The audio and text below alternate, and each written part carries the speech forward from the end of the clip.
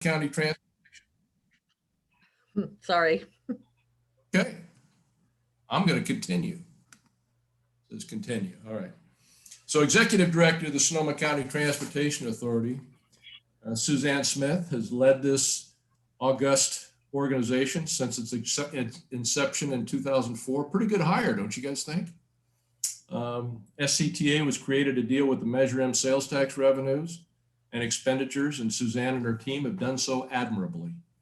Suzanne has leveraged our local tax revenues several times over to fulfill the dream of widening Highway 101 and removing the frontage road access points in such a way as to make it much safer. I think that is one of the things in the widening of 101 that goes a little bit unnoticed. But if you guys remember, everybody could get on and off the freeway and start from 0 to 60, and there's like no lanes at all for them. So anyways, it's a tremendous improvement. Joining Suzanne is David Rabbitt, Sonoma County District 2 Supervisor since November of 2010. David holds so many chair positions, I don't even want to try and list them all here. But your connection, David, to MTC SMART and the 4-county collaboration that's trying to design and fund the fix to Highway 37 are probably the most germane to us. David has long supported fixing our roads. ECA is proud to have recently come out early and endorsed him for another term starting in 2022. Way to go, David. I can't believe you're signing up again, but we really like that fact. I can't think of better friends to the ECA to kick this meeting off than Suzanne and David. So please join me in virtual applause for our good friends who will tell us all about the funding for regional projects heading our way. Woo-hoo! And I don't know who wants to go first, but you guys got it for the next 30 minutes or so. As is usual, I will probably talk and Suzanne will do the bulk of the work. Has a great slideshow put together, all that, and I very much appreciate that of Suzanne as always. I just want to start off by saying thank you. Thanks for having me today. Thanks for your support. I truly do appreciate it. I think I've always been drawn to infrastructure, no doubt, through my family as builders, myself as an architect. But I do think it's important for local government, all government really, to make sure that we continue to make investments in infrastructure. I think it's actually a moral imperative that we don't leave the next generation a mess, that we continually improve. We all know what deferred maintenance costs. And if you look at, besides people, the number one asset that we all collectively own is our infrastructure, whether it's our roads or freeways or the pipes that are beneath our streets, the whole gambit. And it's a huge system, complicated and expensive. And if you ignore it, let it go, if you put off the easy, sometimes an easy decision of not to tackle something this year, we'll do it later, it'll come back to bite you. So I think it's really important that we continue to make these investments. I will say that on behalf of the regional systems that we have in place, we are good to be in the Bay Area. Suzanne and I were just talking about this morning. We usually do well with the federal distribution of funds, thanks to the history of the Bay Area and those who lobbied to have some changes made in DC. Although there's a lot of competition for some big projects, and there's a lot of big projects that are being talked about right now, which are great, but we want to make sure the big projects don't suck away the lifeblood of the other projects that are out there, the things that need to continue going forward.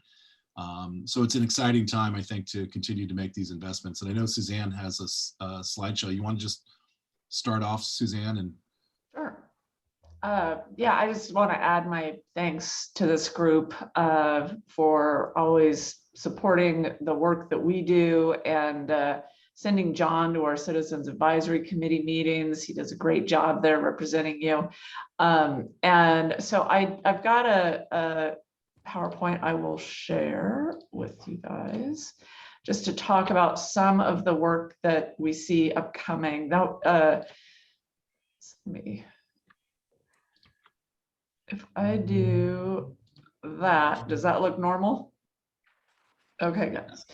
I think John had asked that I talk a bit about funding and projects that are upcoming and what we see on the horizon more so than like the projects that are out there under construction. There may get a little bit of thrown in on there, but I think we've got some Gelati folks on the call, so they could probably provide a better update than I.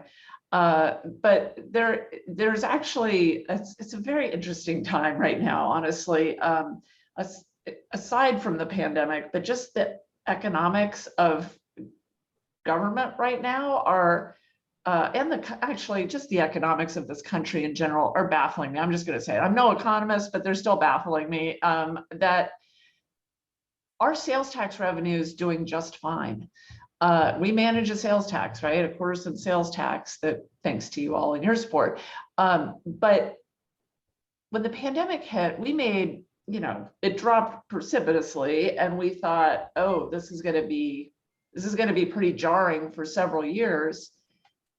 And we're back, we've been back to where we were pre-pandemic in terms of local spending and tax revenues on that. So yay, that's great. And then you add to that the economic stimulus funds coming from the federal government to the state or to locals. It leaves us in an interesting position. And so one of the things that I'm going to close with in this presentation, just foreshadow a little, is that this is going to be one of our most robust years that we've ever had in terms of programming money to local projects. Yeah, that's my preface. It's an odd time to be in such a strife, individuals facing such hardship and loss of life, and to think our economic standing as a county is still just fine is great news, but it's just kind of odd. So I will do a quick sort of run through on these slides, and I will ask my board member, Director Rabbitt, to pipe in and provide some good additions to the slides as well. So we'll talk a little bit about our upcoming projects, how we work with Caltrans on some key projects coming up, and then just the funding I mentioned a second ago. So one of the big jobs that is in our sales tax measure, our current sales tax measure, Measure M, is the 116-121 roundabout out in Sonoma Valley. This project is fully funded. The construction capital is about $13 million, and it'll provide this great access controlled intersection here where we've got 3 legs of state highway and then 1 leg of county road. And it currently backs up traffic heading into Napa and heading out towards Petaluma.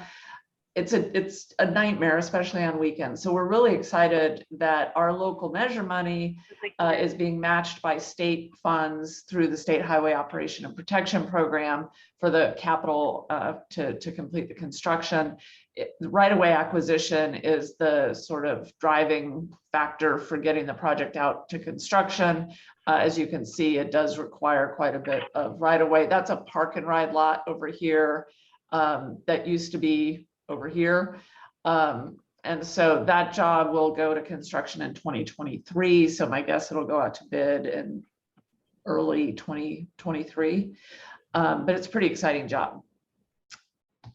The other interesting job, again, a Caltrans job out on State Route 121 from Highway 37 heading, what is that? West? East, I don't know what direction that is, but away from Highway 37 north. And this is a pretty significant safety project, again, funded through the shop, and it will widen shoulders, provide better curve geometry, and install rumble strips so that you'll have improved safety conditions out there. Again, a 2023 construction schedule, about a $30 million project. So pretty big job. The other big job I wanted to mention is Hearn Avenue Interchange. This is again a Measure M project in partnership with City of Santa Rosa.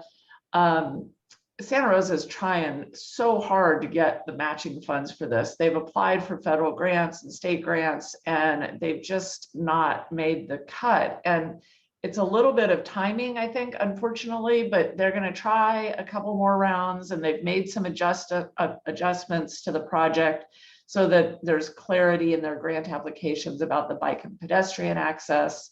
But we also view this very much as a project that affects a community on the west side of 101 that is to a disadvantaged community, historically disadvantaged. It provides greater access from that residential area over to a commercial area and a jobs area. So Santa Rosa is again looking for the matching funds for Measure M to complete the Hearn Avenue rebuild. If they get funding in the next 6 to 18 months, I think they could be in construction in 2023. And it's about a $26 million job. The last project, I kept this slide in here from I had a previous presentation, and I just like showing it because it's so dramatic. It is under construction, so it's not like work that's coming down the pipe, but the realignment of Highway 1 out on Gleason Beach is, this is the, this is the problem area, i.e. the road is falling into the ocean. The ocean winds, so you've got to move the road. And so this is the alignment that the new roadway will have. It received funding from the state as well as all the approvals from the Coastal Commission. So that work is underway. So I kind of titled these funky because those are all jobs we're doing in partnership with Caltrans and or Santa Rosa. But this is kind of the bigger picture work that we're doing with Caltrans.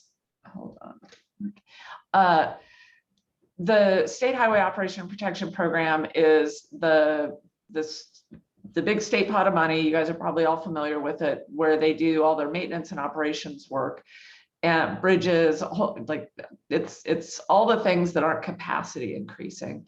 And so I put this slide in here just to show you from the 2020 shop. So last year's version, it's updated every 2 years. Show you kind of the scale of funding available. So in our case, $272 million programmed in the 2020 shop, which is a pretty good amount given our county size. We're batting all right. We've got a good number of state highway miles, so that has something to do with it. I just wanted you to have the context of how all the other counties are doing. And I'm including this because coming up is the update starting, here we are mid-2021. So we're starting to talk with Caltrans about what projects to include in the 2022 shop. And Caltrans will have their priorities, and it's things that are often invisible to, normal people using the system, or even agencies like ours, whether it's, culvert replacements or just general maintenance of the system. But there are a number of projects that we have common interest in. And I'm taking this item to my board of directors on mid-July, to talk about what are the projects out there that we see as important that we should be partnering with the department on. And so you've got things like intersection improvements, rehabbing 116 between Cotati and Sebastopol, some shoulder widenings on Highway 12, intersection improvement at 8th Street East, and then there's Highway 37, which I'll talk about a little bit more in detail. But if you all have thoughts on state highway projects that aren't capacity increasing, again, that are really about the preservation of the system or the operations, let me know. I'd appreciate any feedback you have on things you see out there. So we're going to put together a letter and submit comments to Caltrans about what we'd like to see in the 2022 shop. They then develop, as I said, a shop every 2 years, but they also have a 10-year out sort of vision of the shop. And so even if we don't get something included in the 2022 shop, we like to line up projects to make sure they're in that 10-year shop. So about Highway 37, there is a lot happening. It's all in the preliminary stages, so I won't talk a ton about it because it's not sort of immediate jobs on the horizon. But there are 6 shop projects, and this is a map of them. The next couple of slides will tell you a little more about it. Good amount of work in Marin and Sonoma, and then a little bit in Solano. So in Marin and Sonoma, there are 3 jobs. There's a pavement rehab job. It's a capital maintenance job, a CAPM job funded through the department through Caltrans, a flood reduction project, and then a Petaluma River Bridge preservation project. And in addition to that, we've got the big dog, which is the 37-121 intersection. This is still in the environmental phase, so a few years out on construction for that, but an exciting and substantial project that will be funded through the shop. But we've also got to the east of there a lane extension across Tole Creek Bridge. It goes over here where I'm pointing the arrow off the picture. And then there are some pedestrian safety improvements over in Solano County. So there's a lot happening. This is in addition to the work we're doing on the interim widening project and the preliminary planning we're doing for the ultimate project. So there's a lot of moving parts with 37, more work to come for sure out there. But it's an exciting time. So I don't know, David, if you had anything to add on that. Yeah, I was just going to add that there is a lot of work going on, a lot of it behind the scenes, and a lot of it is that preliminary stuff that you just have to get done in order to get the shovels in the ground. So they've been doing a great job, and everyone's been working together great. I was going to make mention of the interim project. Is interesting, still destined undoubtedly to be a toll road. We thought the toll legislation might go forward this year. We do have allies at the state legislature. Because of COVID, they've been restricted to the number of bills that they put forward. So it's really a matter of timing when that will go through to allow this section of road to be have a toll, which would end up being the one source of funds, not the total source of funds for the ultimate fix, which is to raise and widen the eastern edge and raise the entire other piece. I know yesterday, not to steal our good friend Senator McGuire's thunder, but there was a little bit of money in the I think $3 million that went for some additional work, I believe on the Marin side, Suzanne, for additional for the just into the pot. To our side. It's all of our sides. So that's a good thing, because a lot of this is expensive and you'd have to kind of keep kind of gathering the dollars up. The vehicle miles traveled within the EIR I thought was interesting, because when you do place a toll on it, it actually helps those numbers, assuming that's the methodology that will be used going forward. And I think, I'm not sure if we're going to be the guinea pig of how that goes forward, but it's a new way to look at VMT as an element within the environmental impact report. So that should be fun to watch, and as we maneuver through that process as well. So just on that budget piece real quick, and I don't think the senator's on the call, so that's all right. Yeah. But Senator Dodd included $3 million with support from Senator McGuire, included $3 million in the budget directed to SCTA. In addition to that, Congressman Thompson, in partnership with Congressman Huffman, have included $7 million in the federal transportation bill. So if that $10 million becomes reality, then we will be able to do it'll fully fund the design of the roadway from 121 over to Mare Island, and for the interim widening project, and then hopefully regional measure 3, which we'll get to in a second, will be resolved, and there will be money from that plus bonding against future tolling, and we can get the project under construction in like 24, 25 timeframe. That's the aspiration. So funding, regional measure 3.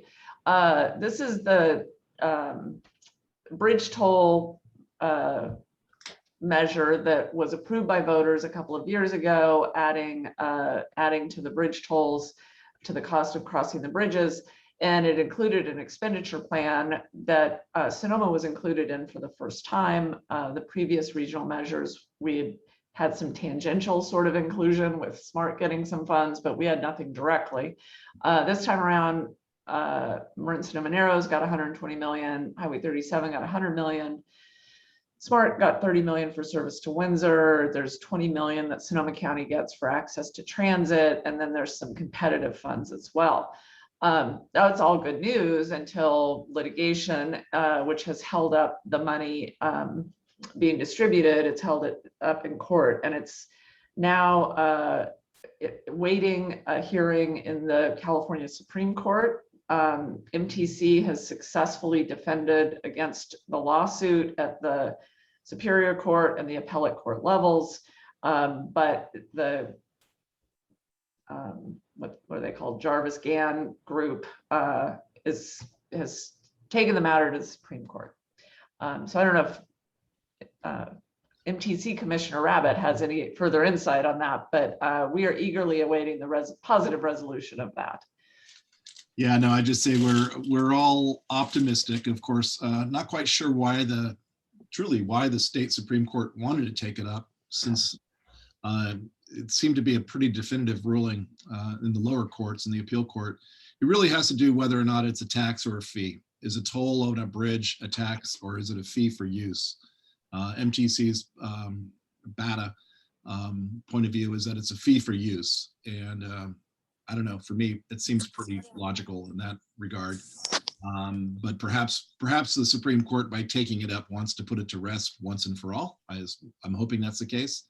But the problem is it won't come before them before the end of the year or the beginning of next. Meanwhile, the dollars are being collected and placed into an escrow account. But as you can see, a lot of commitments are, not funded with it while we wait for this legal resolution to take hold. The positive news, though, is that MTC did act on basically fronting the money for the Marin Sonoma Narrows. I should have made mention of that one. Yeah, that was really, as chair of the programming and allocations, we pushed that through my committee, as well in really through TAM and Damon Connolly, the MTC commissioner of Marin County, to swap out the color of money so that it's not RM3 holding up the Narrows, and that we can get it going as quickly as possible. Basically using some other funds that will have to be repaid once the settlement is, or once the lawsuit is settled. But that was pretty significant, because I believe that takes a year or even two off the construction going forward. So that's an important piece. Yep. So I mentioned Measure M. I know you all are pretty familiar with it. Here's the split. We're done with the 101 piece. We've still got annual allocations we're sending to jurisdictions so they can maintain local streets and roads.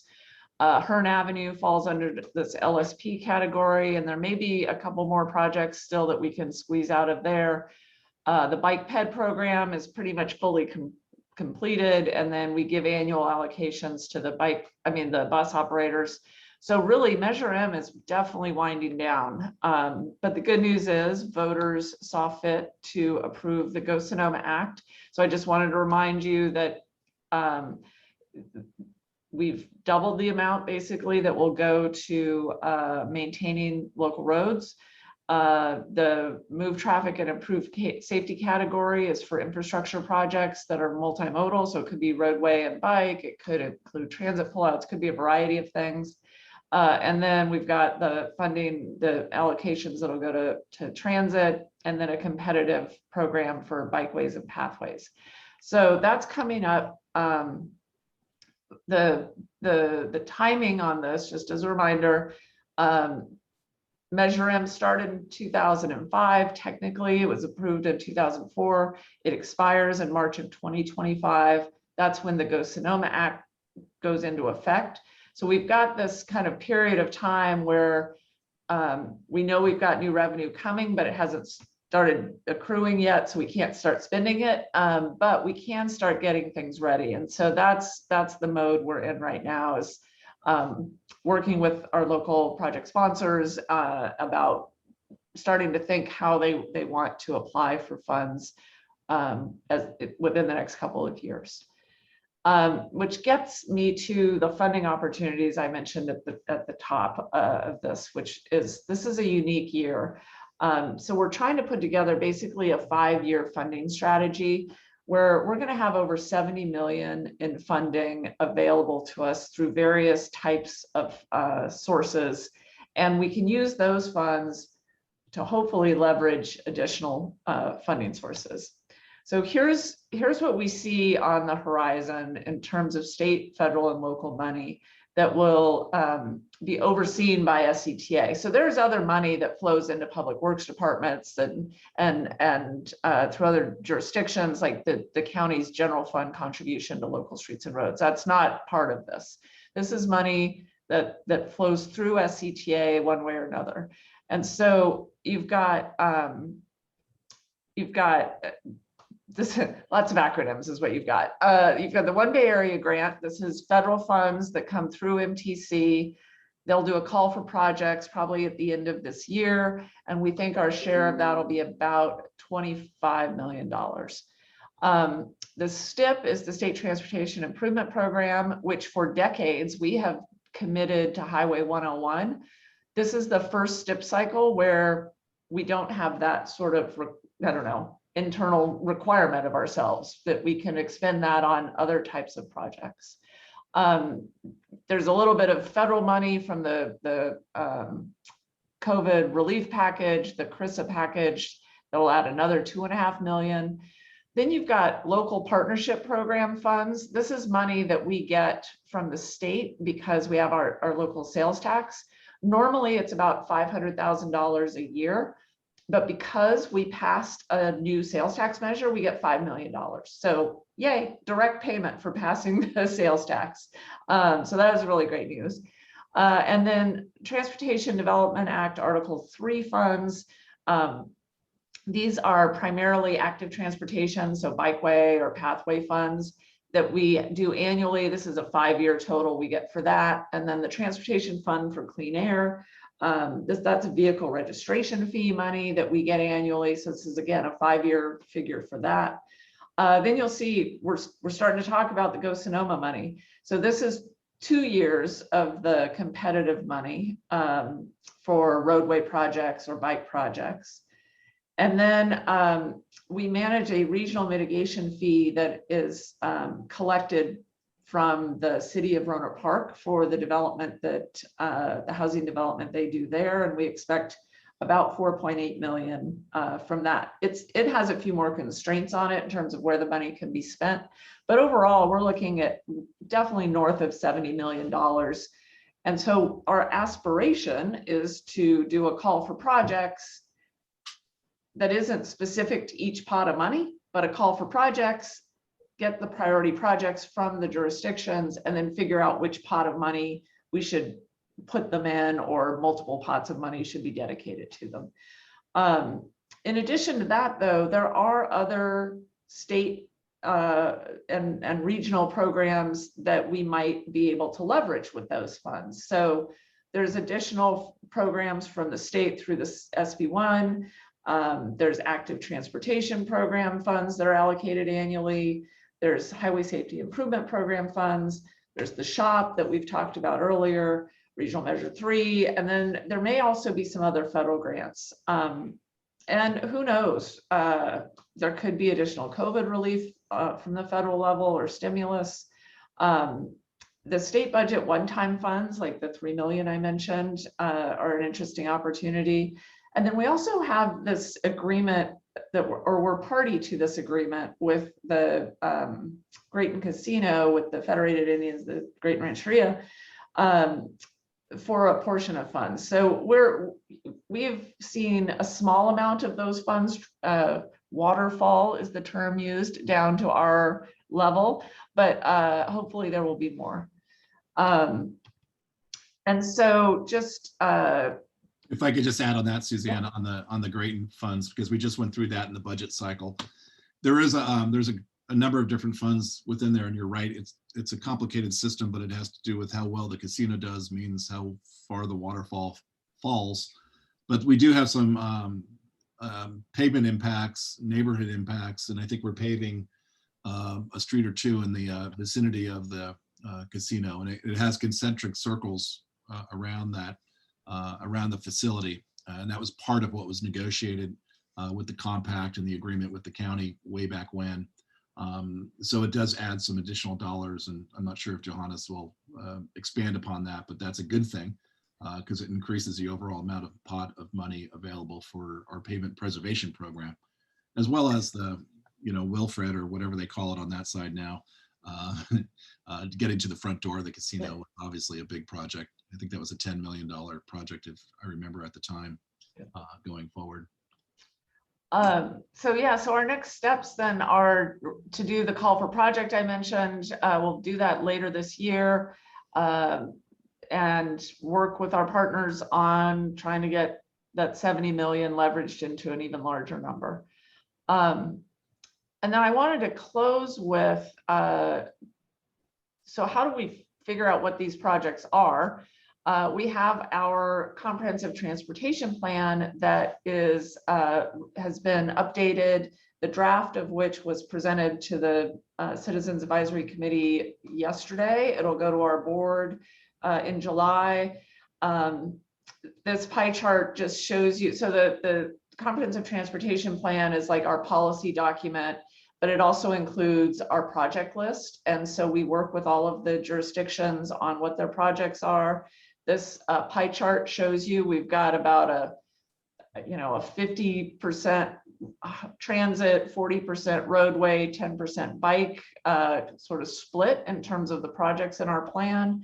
But it is from this plan that projects will be drawn and funded and implemented. So if you're interested in that, the link to the draft is here.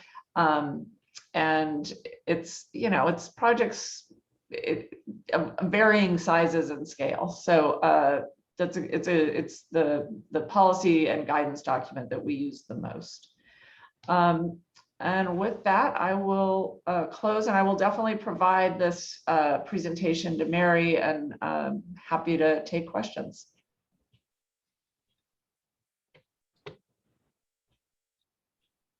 See how great it is to give a presentation with Suzanne. Yeah, no kidding, just perfect. Like my relationship with Mary. Mary does all the work and I take all the time. Dave Weller had a question. I don't know if you had addressed it about 128, Highway 128 north of Cloverdale to county line. I did. Hey, thanks guys. Okay. Really appreciate it. I got pulled away. I missed the last couple minutes, but I know maintenance, and I've talked to the county about it, and I understand 128 is the Caltrans. Does that qualify for the SCTA funding? And that roadway, it's a two-part question. One is that road's in really bad shape. How soon can we get it fixed?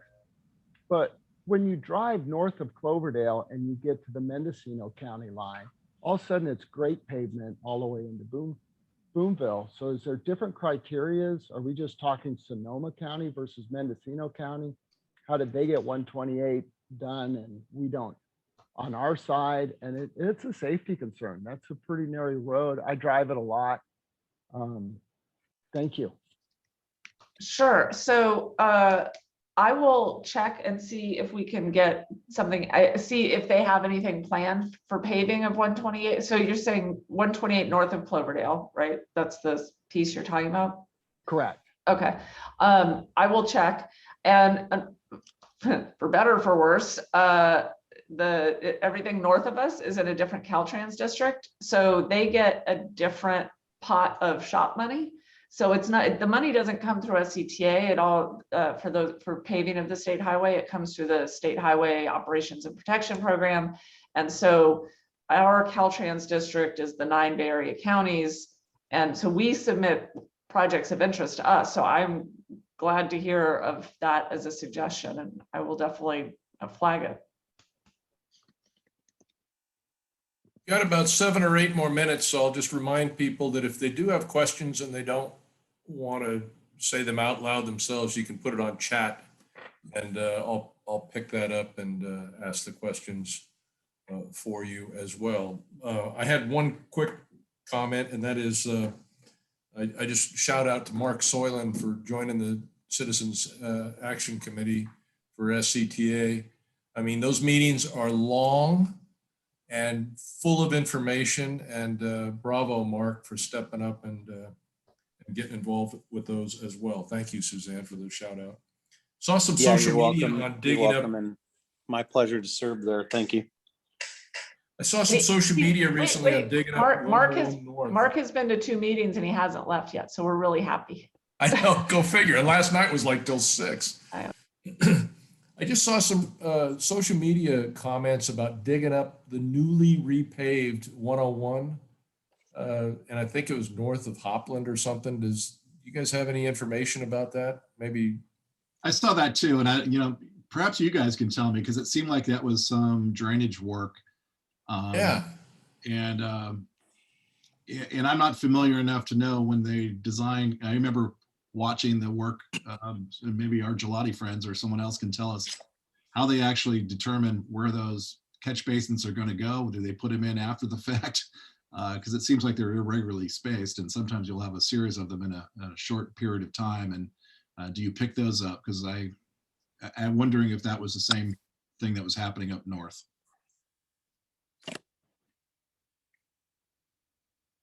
Through all that, though, not ideal to dig up a freshly paved road. Was it in It was in Hopland, or was it in Sonoma? I have to go back and look at the social Okay. media. I don't know. I think you must have seen it, David, but people were complaining about tax money going to fix roads and then having us come right back through and cross dig them up and so forth. And, quite honestly, I don't really blame them. You don't want to see speed bumps put in 101, but I just didn't know what they were for. So if they were for one of our guys who made a mistake, I don't think that's ever happened. It was probably a non-ECA member that forgot something. And that's why you should always hire ECA members to do Highway 101 work. Hey, John. They're putting in culverts north of, or south of Cloverdale and north of Geyserville. So that pavement just got done, I think, within the last 18 months. And about 3 months ago, they started installing additional culverts with road crossings. Okay, I can speak to that. Seems odd that they would be doing that, doesn't it? No, I can speak to that. So there's this project called the Big Pave, so named by Senator McGuire. And the Big Pave had to be phased in order to actually get the pavement part done sooner. So that's what they did. They paved 101 first. And it was a massive job because there was a lot of concrete that had to, but it was a massive job.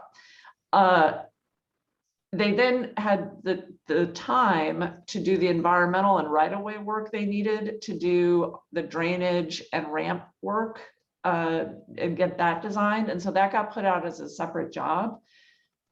But I'm a little surprised at the impact to the current paving. So I don't know whether that means they'll go through and do another layer, or I don't know. But that's why they did it. They did it so they could get the road paved sooner, and then take the time they needed to do the environmental and right-of-way work for the culverts. Okay, and I didn't see, Mary, did I miss anybody else on chat before I take discretion here to ask another question on the 116 and 121 roundabout, Suzanne? That looks like it's going to happen pretty quickly. My question is it going to be dovetailed with any other improvements coming south out of that roundabout down towards the bay, or Well, so north, or is it just going to be the roundabout for that $23 million project? it's just the roundabout. There's the separate project that's further south. That's the shoulder widening project that on 121, but nothing directly south. And there's, what is it? Yellow Creek Bridge, I think, is the bridge as you head south there. And that's, the project stops at Yellow Creek. And I think Caltrans might have a separate job for Yellow Creek. I'd have to look at their shop list.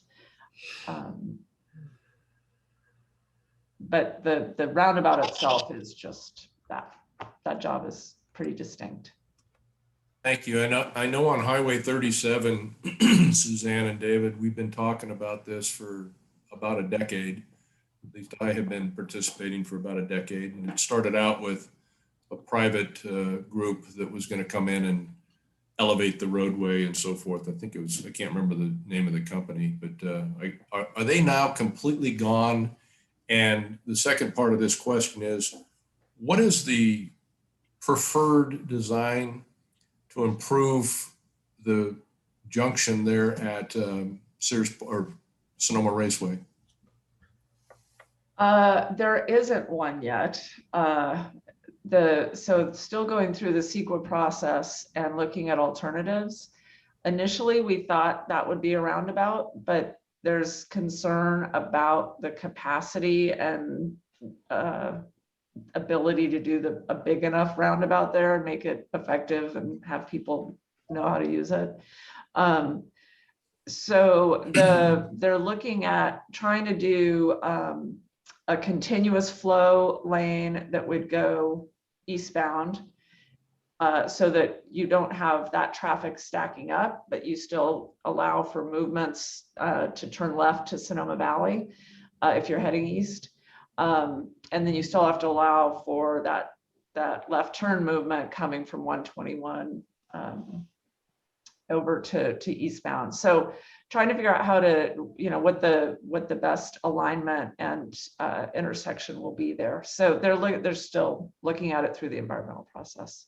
But wait, the first part of your question was? It was the FIG Group and United Bridge Partners. That's it.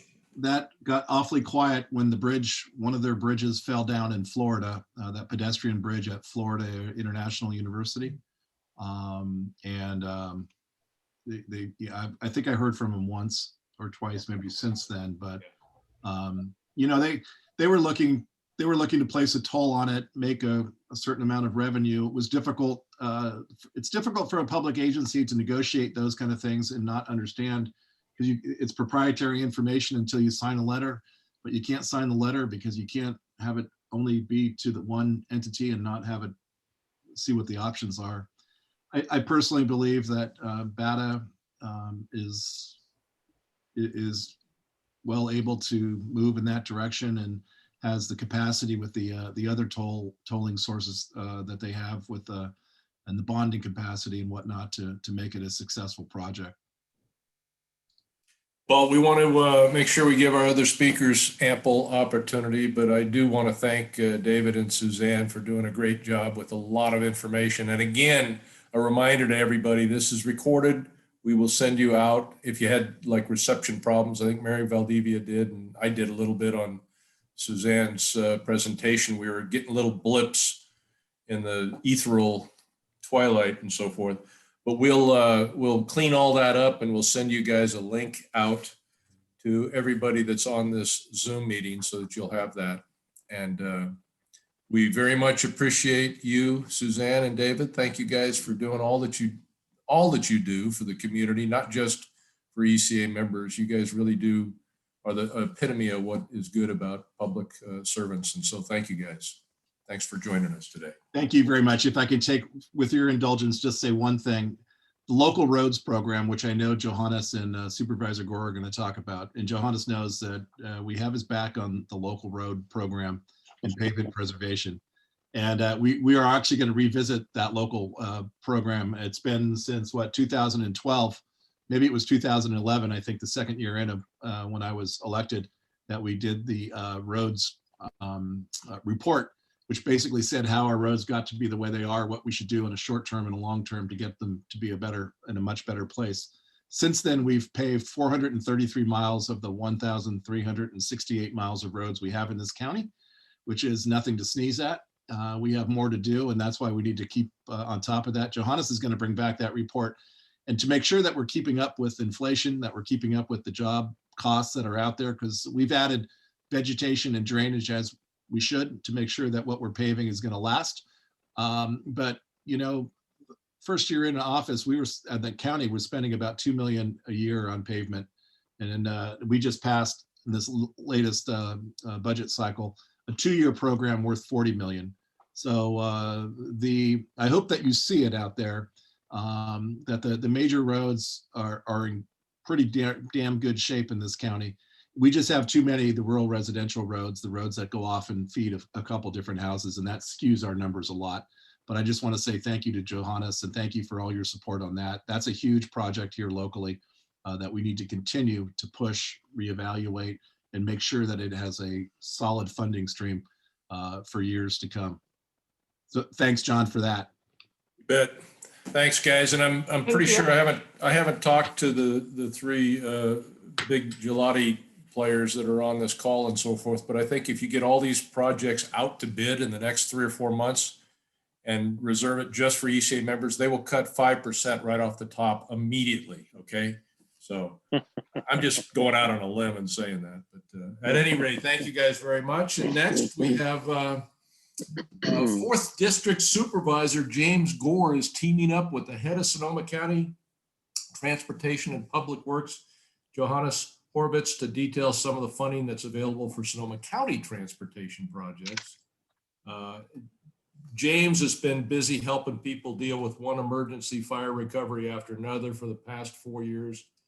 But he still had time to become a big deal in California and the nation as president of the California Association of Counties, amongst other things. So getting a lot of attention there. And I know he's proud of that, but it's something to be proud of. But I think James would agree that graduating from Montgomery High School, as I did, go Vikings, is a bigger deal than that. I'm sure he would. But anyway, joining James in this next presentation is the great head of Sonoma County TPW, Johannes Hoevertsz. Johannes has spoken to us before. These are good times for his department as they are amply funded moving forward. Just got done with a very intense budget process for the last month or so. And I want you guys to please give a big virtual welcome to our other endorsed supervisor candidate for 2022, James Gore, endorsed by the ECA, and Johannes Hoevertsz. Thank you guys for joining us. Thank you, John. I appreciate it. I'll lead in and let Johannes, bring in and tell all the work that we're doing. Johannes is a rock star. I mean, I just want to say we've had great TPW directors in the past, but he has an insatiable appetite to get things done and work with community members and figure it out instead of just lay down for bureaucracy. I'm sorry I'm not on video. I am off the grid, per se. I'm in Crested Butte, Colorado. Took the first vacation I've had in about 3 years because everyone I scheduled with my wife and family ultimately got canceled because of fires, floods, drought, fire, flood, drought, and throw in a pandemic, other things. And I definitely don't want to be Ted Cruz flying off to Cancun in the middle of a disaster. So, I've stayed close to home, but let's talk about staying close to home. You've already gone through it. David Rabbitt did a great job of just going through what the commitment has been. A couple things I want to add, in addition to that 400 plus miles paved, that we've committed to since he talked about 2008, 2009 with him. But when I joined the board in 2014, I think the previous year was the first time that they had put about $8 million in general fund dollars towards roads specifically. And, we're now at the point with, not only the $8 million initial investment, but I want to say thank you to John and thank you to your crew, because we also used that to leverage into 2 years later indexing that amount of $8 million to property tax increases. So what that meant is that we put in a kicker that the $8 million is now $12 million, 12.5, and growing every year. And I think the biggest thing that you got to remember for roads, for those of us in politics, is that once you start investing into them, you just got to keep doing it. You just got to keep doing it. And so with that, you know, I came into office and we were putting tons of money into roads, and I'd post on Facebook and say like, hey, look at this, we're paving Pioneer Road, we're doing this. And ultimately everyone would say, well, why haven't you paved Willowside? Why haven't you paved Geysers Road? Why haven't you paved this? And I feel like we're finally getting to a point where people are seeing the change on the ground, because we have so much going in. And I just want to thank my board of supervisors and also you all, because even when SB1 passed and we got significant investment, an additional $25 million a year coming into our road system, half of which goes towards paving and half of which goes towards maintenance. We've kept that amount of our general fund going forward. We are the #1 county in California for general fund going towards roads. I'm proud of that. It's needed. It shows that if you can't take care of the basic delivery of what government should be about, you can't talk about all your highfalutin ideas to change the world and expand the future. But in addition to that, I want to just highlight that the place that I think is the real investment that we have to get creative and smart on is not roads, but the other side of infrastructure. And Johannes might be able to go into this a little bit, but our bridges, I'm talking about our local bridges. I'm talking about, our water systems, our retaining walls, our slides that are happening on crazy roads up in the mountains. We're at a place right now where there is money on the table if you're smart and creative and entrepreneurial about how you do it. So what we did at first was we put into this $5 million pot in infrastructure sinking fund. We ultimately moved some of that money out, but what Johannes has access to is also district formation funding and other things. So like right now, the Asti Bridge up near Cloverdale, which has been a summer bridge. I think I have on my desk a letter from the Cloverdale Chamber of Commerce from 1911 asking for a permanent bridge for fire danger and access and other things. And I grew up jumping off this bridge. I'm a Sonoma County native, grew up in Cloverdale on Geysers Road near the Mendo border. And so, it's just awesome to be figuring out the complexity that ultimately yields a bid that you guys do to bring a delivery into our community. So we have an item that's coming up forward on, I'm up in the mountains, I'm walking, so I'm a little out of breath, but so we have an item coming up on the 13th of July, which is district formation funds. We have a community that's going to put forward a match. We're looking at taking the $300,000 that we put into that bridge every year, installing and uninstalling, and instead leveraging into like a $20 million loan from USDA Rural Development or the iBank with the state. This is the kind of work that we need to do. So one thing I'd like you guys all to consider as maybe even a policy position is helping to advocate for this idea of an infrastructure hub. I'm going to be pushing for it. I know David and others are talking about it. I've talked to Johannes about taking transportation and public works and making it really transportation, public works, and infrastructure, because we can't just depend on grants or general fund. There are unique formulas out there. USDA Rural Development, as I said, iBank, other things that we've done at the airport, but we've never stretched that over into other infrastructure. So I just want to keep delivering, because this allows me to be a part of a movement that says, hey, here's what we need to do on homelessness. And we're still taking care of the basics, our roads and our other systems. The only other thing I want to say is that this is all business, but there's something else that I feel is like kind of the honor of my public service life, which was post 2017 rebuild. And the folks who are on this call, while I'm not on video and I'm not looking you in the eye, and I hope to do it soon at a golf tournament or late night with a drink or whatever the hell it is you all rose up and we worked together to get shit done post wildfire. That was a smoking event. We've had all the ones afterwards.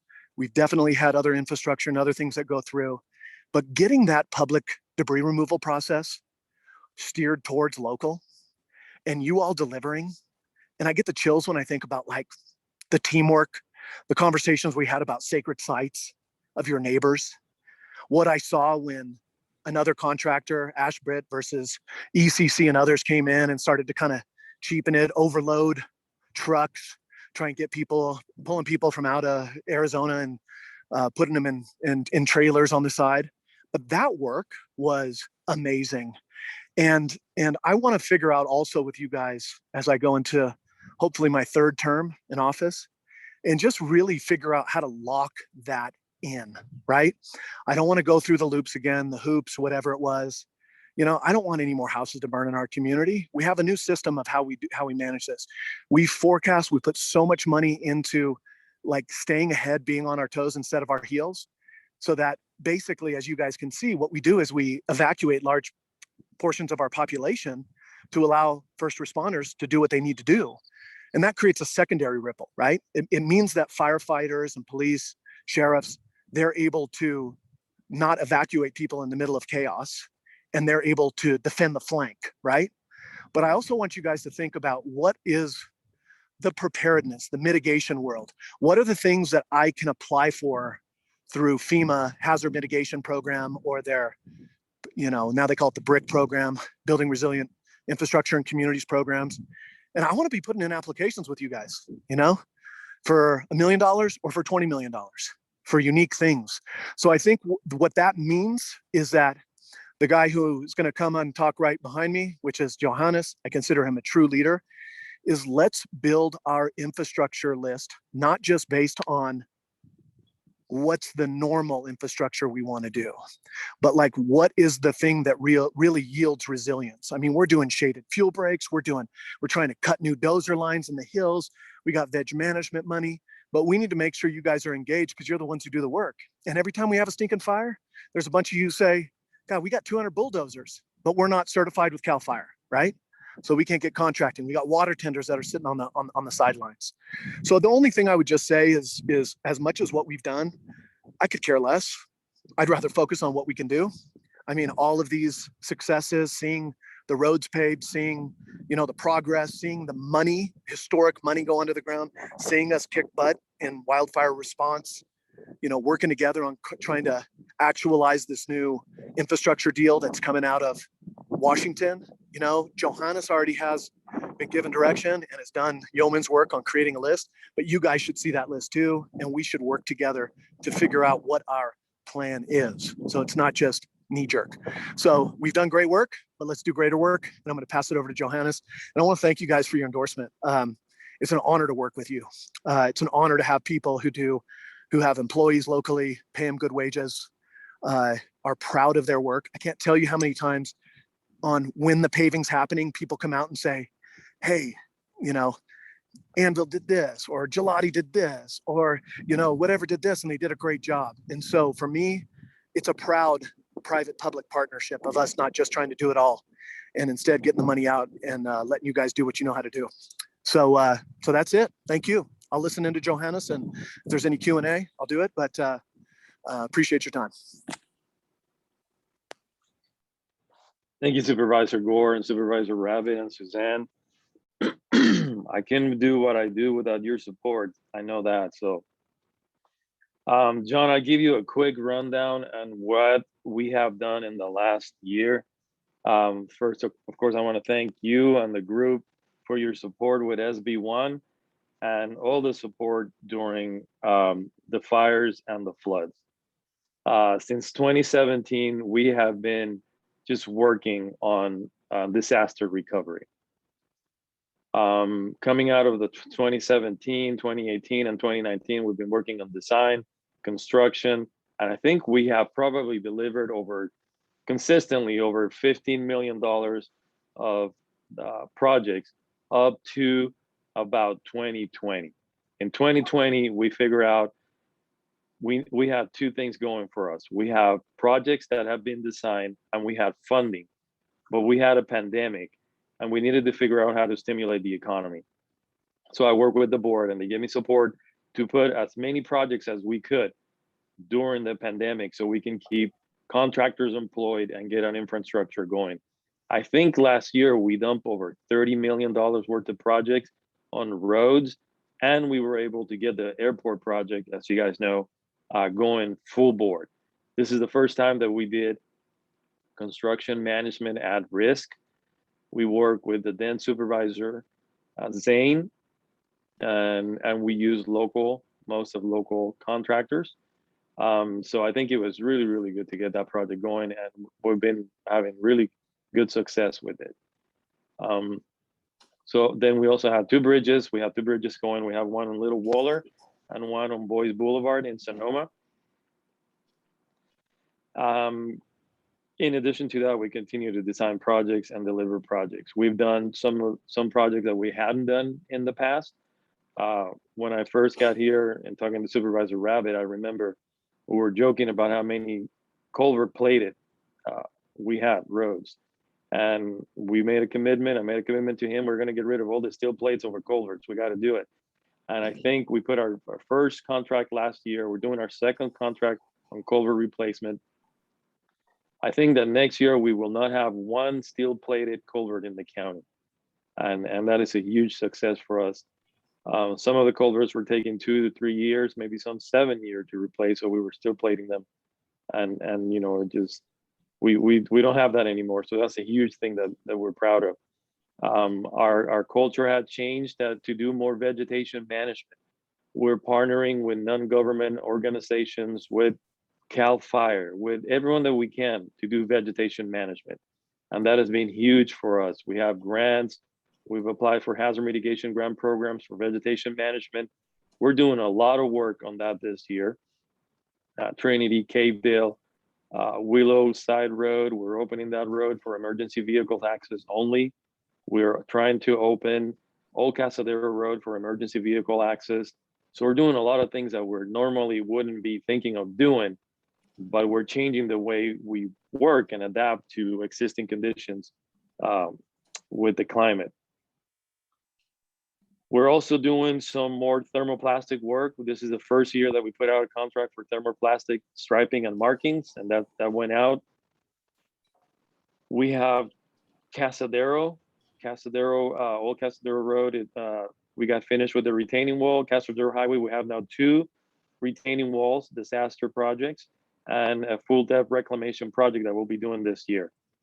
We built last year over 8 retaining walls on King Ridge Road, more than $10 million just on that project. And we continue to build a few more on that road. That was a huge, huge project. We could have lost that whole road after 2019. And we continue to do disaster projects, and we'll probably be doing it for another 2 to 3 years. But we've also continued to work on what we call the traditional transportation projects, right? We have projects, we have intersection improvements, for example. We have a project in Pengrove on Old Adobe Road and Petaluma Hill Road that we're going to be doing intersection improvements. I think, and Supervisor Rabbitt can correct me, but I think this is going to be the first year that we are not going to have the quick curb on Pengrove if they do have the 4th of July parade, which that means that we did a project out there. We did a quad gate setup and an intersection. and I remember having to remove this quick curb every year right before the parade. We don't have to do that anymore. We finished that project and it looks awesome. So what's happening this year? This year we had an awesome budget hearing. The department has had its biggest budget ever with $180 million. That's a result of the PG&E settlement. For 2022 and 2023, what we call the pavement preservation program will be double what we normally do, meaning that it normally is about 30 million. Your talk question mark should all be in your advance. Someone's talking. Okay, so we're probably going to have, John, about $60 million worth of projects. Well, this year, Supervisor Rabbitt came up with this term. He coined the term generational projects. So part of the PG&E funding would not only be going for pavement, but for projects that have a life of 20 plus years and are safety related. What that turned out to be is a lot of projects that are retaining walls. Supervisor Gore selected some projects in his district, safety for fire. Within PG&E, we're doing some sidewalks. We're doing some restoration of backfill, some of the funding that FEMA did not cover or they have denied. So we are really, really excited about those projects. We have Supervisor Rabbitt also is including something that we haven't done in the past, some dig outs and turnouts on his district. And we're working with fire district to identify those, as well as he's leveraging some of his PPP funding to get some projects with the Graydon Casino. That, like he said, is coming in July 13th. Sorry, too many dates in my head. July 13th to the board for approval. This year, we're going to be doing probably 2 more bridges. We're looking at the Wadma Bridge. We're probably doing another 4 or 5 retaining walls, disaster projects as well. I know that Caltrans is working on 2 bridges on Highway 12, and the one is on Hooker Creek, and the other one on Sonoma Creek. In addition to that, we have been working, like Supervisor Gore said, transportation, public works, infrastructure, homeless abatement, and landscaping. On the homeless abatement fund, we've been working on, I would say, protecting our bridges from homeless encampment under the abutments. We've been removing a lot of homeless encampment from the road right away, especially when they are near waterways. On the other infrastructure projects that we're doing some infrastructure communications where we're enhancing communication between fire, CERT, and COPE groups in the county. We're installing solar systems and towers to communicate among the communities. We're working with fire and with a bunch of CERT groups on that, and we've been really, really successful in what we're doing with them. A lot of vegetation and partnering with CAL FIRE. And so we are at a good spot. Oh, we just finished a Measure M project by the airport. If you've seen that, we partnered with SMART. We widened the intersection from Aviation to Regional Way. It looks really good. We have a glitch with right-of-way, and we're working with the property owner to install a sidewalk on the east side of the road. Wow. So did I miss anything? I think I probably missed a few things, but those are the projects we have. We're at a good spot. We have a lot of funding. The only thing that is delaying us is the ability to bid out and put projects out, and we're getting excited about doing that. So you'll probably see a lot of projects coming out this year still, and the next 2 years. This year we are kind of taking advantage of the drought to do projects that require work within creeks, so we have a less environmental impact and we don't have to worry about water, so we can build them cheaper and faster. That's why we're doing Casadero and a few other projects on Austin Creeks or related creeks. So we got to plan and adapt to how things are changing, but I think we have a good system. We do not hesitate from hiring consultants and sub out our work as much as we can. We have plenty of work. I think we all can share some of this pie. I have 2 significant projects that came to Public Works after the budget hearings, and they are the removal of eucalyptus on the Santa Rosa Rural Cemetery. We're going to be going out to bid for that soon, put a contract, and on 8th Street. There's another set of eucalyptus that we're going to remove. So we're doing a lot of things that we normally wouldn't have done, but we're adapting, and we're following the strategic plan of the board, which is the next 5 years we have to become more resilient and be strategic about our infrastructure. So with that, I'm available to answer any questions that you may have. Johannes, thank you for that. And my first question is the list of upcoming projects available to us that I can share with our members in our newsletter or on our website? Absolutely, John. The tier 1 and tier 1 plus, tier 2 and tier 3 projects went to the board, so I can get you that information. Those are the segments that are being included in the pavement preservation program, both in 2022 and 2023.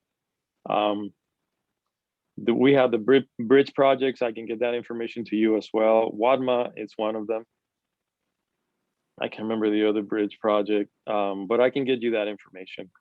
No I problem. don't think I haven't heard anybody talking about running out of capacity yet. So I don't think that's the problem, but it does help as, as the brain trust in these companies look forward to the oxygen supply in Right.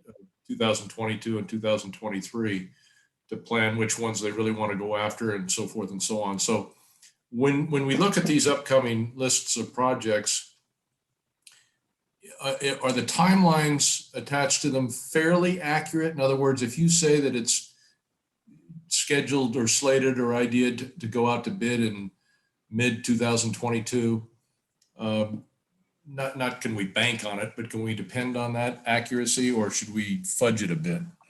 No, we know, John, the 2017 disaster projects, we're getting to the end of the lifetime, right? So we need to build them in 22 or 23 for sure. This needs to go out, otherwise we're going to lose the funding.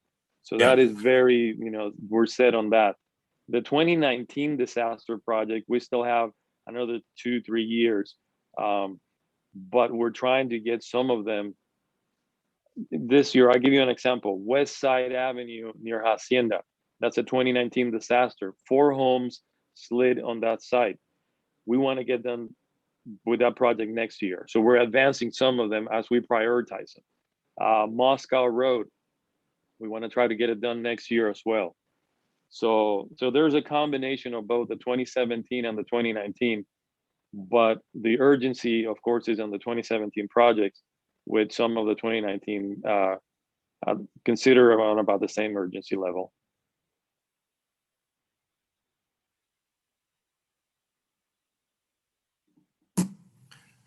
Thank you. Multitasking here a little bit. Yeah. We may have to stretch just a little bit for the senator, as we can probably all relate to. He's got some other pressing demands, so we may stretch if you've got a little bit of time, Johannes. Sure, I do. My other question, and again, if you guys have questions and I'm missing you, raise your hand, has to do with, and I know you've got somebody else, Godfrey, is doing the emergency work and so forth, but I know this has come up in the past, and I don't know if it's still a question for our contractors, but I think it probably is. Is there talk about raising the limits on the emergency work? So it's not just fires, it's also flood control and so forth. And if I remember correctly, there was a pretty small limit that you could issue work for a contractor. So if you're going to go out there and clean up flood debris and so forth, from memory, 150,000 was the limit and so forth. Well, on a T&M basis, that gets eaten up pretty quick with mobilization and getting set up and so forth and so on. Is there any movement on expanding that, raising that ceiling a little bit and if there's pre-qualification that we would need to do, we would,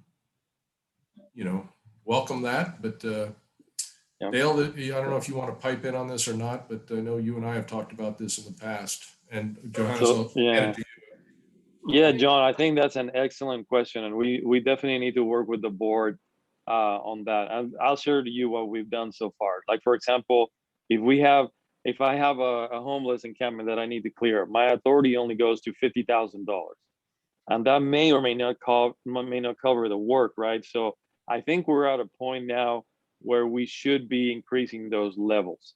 And by the way, it works for probably, I want to say 60 or 70% of the time on a regular basis. When we go into a disaster, it does not. But by default, we go into a disaster declaration where we can waive the bidding requirements, and the CAO has that authority. And we work under the CAO for that period of time with those authorities. Recently, the board authorized the public works director to acquire right away when it's less than $25,000 for a project that the board has approved. The issue that we're having is when we acquire right away, it takes sometimes 6-7 months just the paperwork going back and forth when we have to take the item to the board. If the public works director has that authority, we can probably cut it to about a month, right? So, and the board approved that, which is really good. But you know, I think we probably should work on, especially during disasters, or raising those limits where the board feels comfortable. And you know, we have to make sure that we cover all the accounting rules and all that. But I think it makes sense to do it. Johannes, I'll co-sponsor or lead on that. Yeah. Okay. Thank you. I mean, honestly, at this point, the thing for us is not holding back. We've done this in a lot of different departments. The goal is not to hold back contracting and timeline. It's just to know what's going on. But if you got, I mean, you already do that already. So yeah, John, I'll give you an example. I'll give you an example. When we had the 2017 fires, we tagged, you know, in an emergency, we had about 10,733 trees to get, and we were maxed out at, I want to say it was less than 50. It may have been 50, but that was not going to do anything. So in reality, we had to do about 10 contracts that we ended up doing for $50,000, rather than doing one contract for the whole amount and having one contractor doing the work, as you know, to avoid conflicts and scheduling and all that. So we've learned since then, you know, and we're definitely getting a lot better at this. Yeah, and bottom line, you know, we're all in this together. We want to stretch the dollars and make them as efficient as possible and so forth. So I think we would be open to any discussions, workshops, resource utilizing input that we can provide, not only on just raising the limits, but also maybe, and again, this all changes depending on where the source of the funding is for the emergency. If it's FEMA, it's one thing. If it's, you know, somebody else, it's another thing. But also on the rules of going to work and listing your subs and contacting getting 3 quotes and all the other stuff that goes with this. Emergencies are emergencies. So it seems like in 2021, we can all trust each other enough to move forward on some sort of streamlined, pre-qualified, pre-agreed upon methodology that could be used. And we're open to that and willing to sit down with you guys and work on whatever it is that governs those decisions. Absolutely, John. I can tell you in my experience, and we've had 4 or 5 disasters, fires, floods. I can tell you in the back of my mind, there's nothing more reassuring than having a local contractor work on the disaster.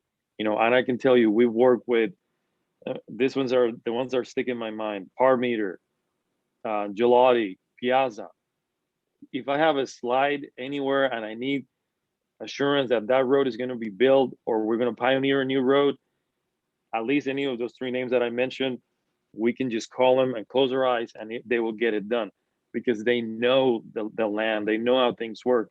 So we're very, very, you know, open to those. And I think that we've been successful with them. We figure out a way to do it, especially during the disaster. I can tell you, our guys were delivering water to firemen and food and gas during the fires, right? So we figure out how to do it, but it's good to have something pre-planned so we don't have to struggle when we have the emergency.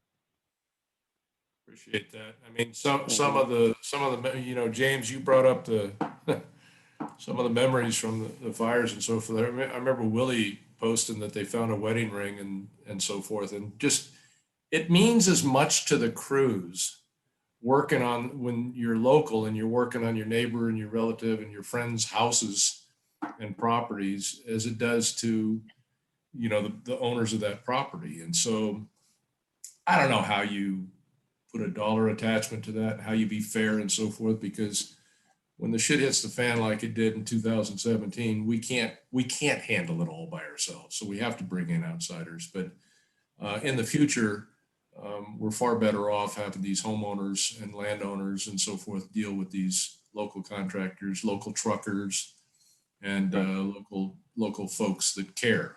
And we appreciate that you guys recognize that as well, Johannes. Mm. So, John, can I add? I want to add something to that because earlier this year there was a big lobbying kind of push again onto all of us supervisors on PLAs, right? And one of the things that I think would be an interesting conversation is, like I've learned with working with you guys in the ECA, is that, you know, there's union, non-union, there's folks who just want to compete, they want to do us right. You know, I feel like one thing to explore with Johannes, especially during budget, I requested a review of procurement. And procurement, you know, where we spend our money, how we spend our money, how we go after that stuff, I think is very important. Like, I believe in the core values of local labor. I believe in the core value of, you know, not just local labor, but good wages, living wage jobs, prevailing wage, other things like that. And I also believe in apprenticeship programs, right? But my thing is that I also believe in competition. And so, you know, as these real divisive things come up, I almost wonder if we can figure out a way to incentivize local and other things, because I want the money to go where it is. You know, like I said, I mean, I can think of hundreds of times where I rolled up on a site during the debris removal and sat there and talked with folks who are, you know, working their butts off, working, you know, 20 hours a day, you know, all different sectors, some union, some not, and they were just proud of what they were doing, right? And I want to keep people like that there. So if we're putting all this money into stuff, let's figure that out. Let's have a procurement conversation and not just go to one side or the other. totally agree. And one of the things that we can do a better job of in the future, should we ever have this type of debris removal that we were faced with, is figuring out a different way to get rid of those queues at the Meacham landfill and so forth. From what the stories that I heard, it was like, and Mary, I don't know if you guys pipe in on this. I had heard that some trucks were making 2 trips in an 8-hour shift because they were sitting there in the queue for 2.5 to 3 hours waiting to get in. And it took the county a little bit of time to add additional scaling and traffic control and so forth and so on. I think those are the types of things, James and Johannes, that we can work on ahead of time and be able to fall back on some of these plans and initiate them within days rather than weeks moving forward. John, just to give you an idea on that event, the typical tonnage that the landfill receive is about 1,000 tons, not more than 1,200 daily. During the peak of the debris removal, they were receiving 15,000 tons a day. So it was incredible. It wasn't the county that didn't add the landfill is run by Republic. Okay. So we work with them definitely to add a second set of scales and, you know, try to figure out how to get stuff going, processing faster. But yeah, there's really no way to, I mean, a 15-fold increase on debris and, you know, solid waste, in addition to the regular trash. It was unprecedented, but I'm glad we got through it. It was the first time when we started doing the math on how, based on prior fire events, how long it was going to take to do this cleanup. It was going to take something like 2.5 years to do it. And the board said, no, we don't want that. We need to do that faster. And we put a lot of pressure on them to try to get it done. And it didn't get done when we would have wanted, but it got done faster than any other event for that time. So that was significant. It was pretty incredible getting it done that quickly and getting it done with the minimal accidents and or environmental accidents that could have occurred as well. Just an update, Senator McGuire is looking more like he's about 8 minutes away, according to Jason Lyles. We're communicating as we're talking and so forth. So if we've got a couple extra minutes, I do want to float something that Mark Winters, Art Dykey, and myself have talked about, and that is, and James, you and I have talked a little bit about this, doing something on some of these roadways that are very, very narrow that do get impacted by a wildfire. the power lines fall down. They're across the road, so the people that are at the end of those roads can't get out via evacuation, and the first responders that are coming in there to assist can't necessarily get in. It has to be the utility company to make sure that it's safe and so forth. So one of the things we were talking about was kind of teaming up with the county and so forth and so on, maybe with some funding from PG&E and other sources to see what the measured mile for burying some of these utilities are on some of these smaller roads that only have a few people at the end of them and so forth. And or strengthening those power poles so that they're not wood, they're not transformers hanging in a tree and so forth, so that we don't have power lines down at the next wildfire. I don't know if you can take a moment or two, James or Johannes, to share with us what, if anything's being done along those lines. John, I don't know that anything that's being done, but I can tell you that I have been out on the fire when we went in one way. You know how the poles burn, they're burning from the bottom, and it takes a while, and then they fail, and then they hang on the side, and they either hit the whole road or they stay hanging. So I've been with our guys out there where we've had to get chainsaws and work our way back from the fire.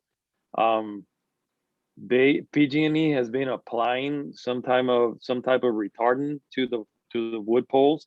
They've also been replacing some of them. So I know that it's in their, in their radar, and they're doing something about it. But I agree. That's what brought my interest in the communications project that we have, because when we get to some areas, fire, TPW goes ahead of fire to open the roads. And we need to be able to communicate at all times. And we tested this on the Kincaid fire. We tested it really good on Glass fire and the Sonoma site. And our guys were with fire trucks, chainsaws, and we work with Marshall, Tuberville to open roads right before they were going. So we need the communication, and the right equipment will help with that, as well as the, retrofitting the power poles where we can. Is there something that we and our contractors need to do further to provide training to our guys so that they're pre-qualified to work with you guys on the front end?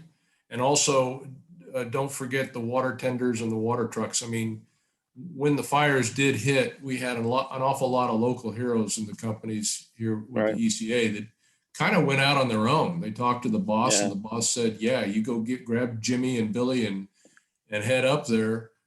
And I know that the first responders and the firefighters really appreciated that, but it seems like we can lend some structure to that a little bit. And so Absolutely. we can be first responder plus in some Right. manner. So, Right. Yeah. And some of it, John, it's just having a water tender is just providing water, just water delivery for the firemen. We're having a project now where we're having to close the road for 2 months. And this is on Summer Home Park. And that there's a section of that area that is you won't be able to get out for 2 months. So we were gonna stage a water tender on the other side, but the community was not okay with that. They wanted to have a fire truck on the other side. So we're working with the fire district to have a fire truck because they have, they look like a fire truck, and they look like they're gonna save, protect the residents. But anywhere that we can use water tenders for water storage, because we don't have the pumps or the hoses, even though in 2017 we were doing it. I mean, we got the equipment from the airport out to Luther Burbank to spray the chips because they were catching on fire, and our guys were happy to do that, especially since there was no plane flying at the time. But we probably should be working closely with fire when it comes to that. and the other question has to do with construction water. I know that up in Mendocino County, we've been hearing that Redwood Valley and Ukiah and Millview are not even issuing water meters because of the drought and so forth.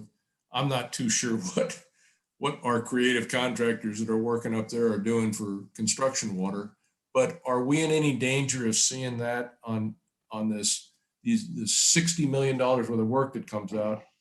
If we go through another dry winter, what the hell are we going to do for construction water? We can't get at the effluent, the treated effluent, because it's contracted through the city to go up to the geysers, right? So what can we do to not shoot ourselves in the foot, so to speak, with construction water? So we were very concerned when this came up. And I can tell you that because of course it's going to increase the cost of a project, because now you have to haul water from further distance and all that. But I think, John, so far this year, we're good. We are working with actually the water agency to try to get reclaimed water. And we don't have a final deal, but we're working on something. Supervisor Rabbitt may know more, but we definitely may have access to that water. I was only going to add, John, that, and thanks, Johannes. Prior to the budget, actually, my colleagues, I proposed a $400,000 expenditure to refire up a well that was drilled after the 76-77 drought. You know, the water agency has 3 wells that were drilled but never really connected. So part of that job is to have a 300-foot chlorine contact pipe and so on and so forth. But that water is not part of the Russian River, so it's not part of the mandatory DWR 20% reduction. And that was really a way I was thinking of making sure that there was a block of water available for specifically in Petaluma that supplies a lot of water to Two Rock Valley through water haulers. You know, I've talked to all the water haulers. We've tried to come up with the total number of gallons that they're using. It's really for livestock. It's considerable, but we do have enough water once that comes online. It will be over a month. I can tell you the plan B is to fire up other municipal wells in Roanoke Park. Ultimately, we need to take advantage of this drought to make sure that we come out the other side in a much better place. And as you all know, you've been around, the 76-77 drought, and this drought is about 20% worse than that. And that was the drought of record. So this is 20% worse. After that drought, we built Lake Sonoma. There's probably no way we're ever going to build another Lake Sonoma in this county, but there are things that are happening that I think are pretty positive. I mean, say what you will about the groundwater management, and I'm on 2 of those basins, but at least we'll know better what's beneath our feet. At least at some point in time, and we will have to pay for it, we'll have projects that will actually replenish the aquifer. What we really need to do, if you remember, we're in the middle of a drought now, but it was only 2 years ago that the Russian River in Guerneville was flooded up to 4 feet. We need to be able to take that water, get it down and inject it into the aquifers, whether it's here in Petaluma Valley, Santa Rosa Plain, over in Sonoma. That's going to be our next reservoir, and we need to make sure that we manage it properly. Then I will say this, as I'm excited about these projects at the water agency, and I'm the liaison there.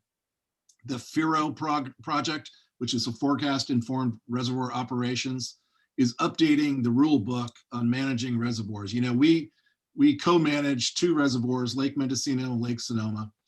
We have them for water supply. The Army Corps takes care of it for flood control. I mean, I love the Army Corps, but you know what? If you don't want to have a flood, don't leave a lot of water behind the dam. That's one sure way that you won't have a flood. And so historically, we're going on a 1954 rule book that says that if it's at this date and a storm is coming, you release this much water. And if you remember the last drought, we released about a half a year's worth of water and the storm never hit the watershed. So that's what prompted FIRO, and it's called AQPI, which is the Advanced Quantitative Precipitation Information, which is really new radar systems to identify these storms as they come across, know when they're going to hit your watershed, manage the reservoir using high tech instead of this rule book from the 50s to release the water. And in fact, this last year in a pilot project, you wouldn't know it by looking at Lake Mendocino, but there was 11,000 more acre feet in that reservoir this year because of FIRO. It works. So we need to get that on Lake Sonoma ASAP. We're working with NOAA, Scripps, and some others, and there's a couple of reservoirs down south. But you know, this is the advantage that we have to take out of this drought. If we can manage and have a 5% better efficiency with all of our reservoirs, and if you could replicate that statewide, that's huge. That's like building a couple, 2, 3 Lake Sonomas statewide. So I think that's really the future. that and the groundwater management and really making sure, and the recycled water. And that's my long way of getting around to that. And I do chair the North Bay Water Reuse Authority. And we put about 180 some odd $1 million of infrastructure forward. And we also need to, at this point in time, there is recycled water in Petaluma, in North Marin, and we're working on installing fill stations to make it much, much easier.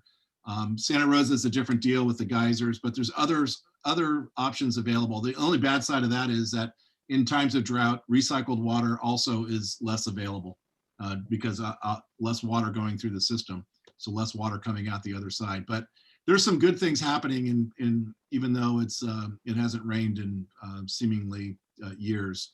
But to your point, John, we've got a path forward to keep that water supply going. Ideally, it would be recycled or at least non-treated water.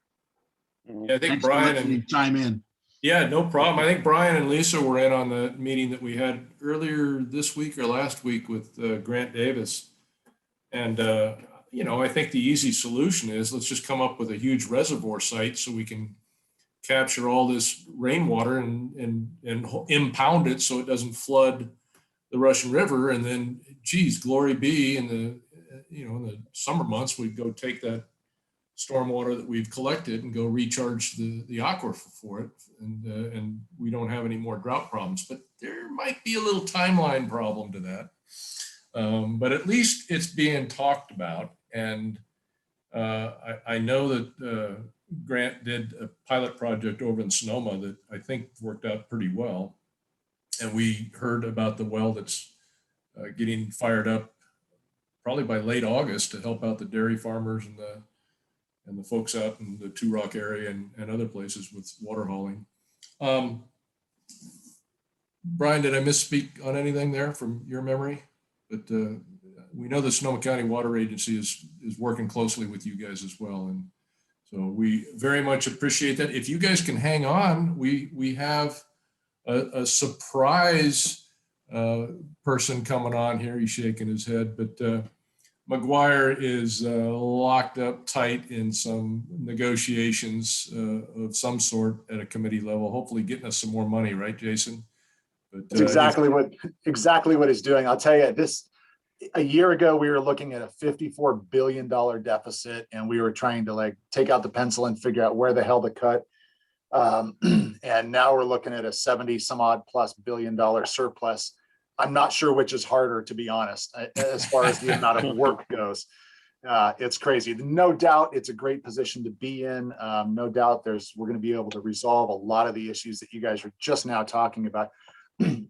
I apologize. I'm probably not the best person to substitute for McGuire on these things, but I've got some pretty good knowledge on the transportation issues, but been spending a lot of my time on the drought issues. And we've got anywhere between 3.6 and $5.1 billion coming in the budget for drought projects. And unfortunately, most of them are going to be, more specifically about shovel-ready projects that, are relatively quick to get moving.